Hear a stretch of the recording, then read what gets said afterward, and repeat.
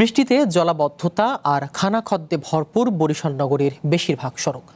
বরিশাল কুয়াকাটা মহাসড়ক পরিণত হয়েছে এক মরণ ফাঁদে। ঘটছে ছোট বড় দুর্ঘটনা। সিটি কর্পোরেশন বলছে দ্রুত সড়ক সংস্কারে ব্যবস্থা নেওয়া হবে। বরিশাল সিটির বেশিরভাগ সড়ক এখন বেহাল। খানাখদ্দে ভরা সড়কে প্রতিনিয়ত বাড়ছে জনদুর্ভোগ।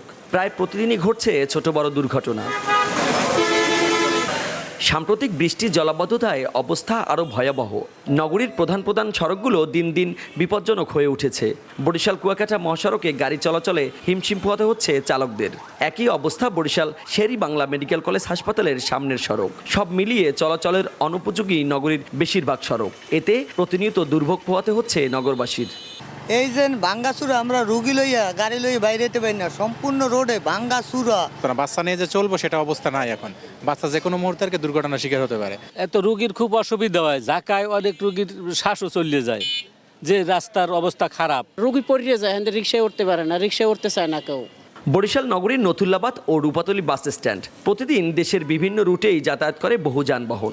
এই সড়কেও নেই স্বস্তি। ট্রাফিক নিয়ন্ত্রণেও হয়ে পড়েছে কষ্টসাধ্য। রাস্তা বরিশালের এই বর্ষাতে একটু গর্ত হয়েছে, যার কারণে গাড়িগুলো চলাচলতির সমস্যা এবং যাত্রীদেরও একটু সমস্যা হয়। এখন বিভিন্ন জায়গায় রাস্তা ভাঙাচুরা, বর্ষার কারণে এটা ক্ষয়ক্ষতি হয়েছে। এই জন্য গাড়ি চলে যাচ্ছে, গাড়িতে যাওয়া আসা সমস্যা হয়, যাত্রীদের সমস্যা, আমাদেরও এই যে সিগন্যাল মেনটেন করতে সমস্যা হয়। দ্রুত সড়ক সংস্কারের দাবি সর্বস্তরের মানুষের। যদিও সমস্যা সমাধানের আশ্বাস বরিশাল সিটি কর্পোরেশনের প্রধান নির্বাহী কর্মকর্তার। রাস্তায় যে যানজটটা এখন দেখতেছেন, এই খানাখন্দের কারণেই এই রাস্তার যানজট। খানাখন্দ যদি ঠিক হয়ে যায় তাহলে এই যানজট অনেকটা কমবে বলে আমরা আশা করি।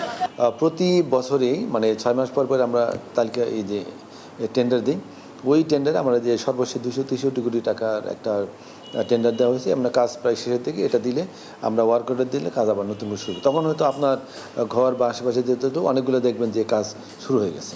অর্থাৎ আগের যে কষ্ট, এই কষ্ট হয়তো এত আর থাকবে না। চলাচল উপযোগী সড়ক সুবিধা নিশ্চিত করে পরিচ্ছন্ন নগরীর প্রত্যাশা নগরবাসীর। Ariful Islam, one news, Barishal.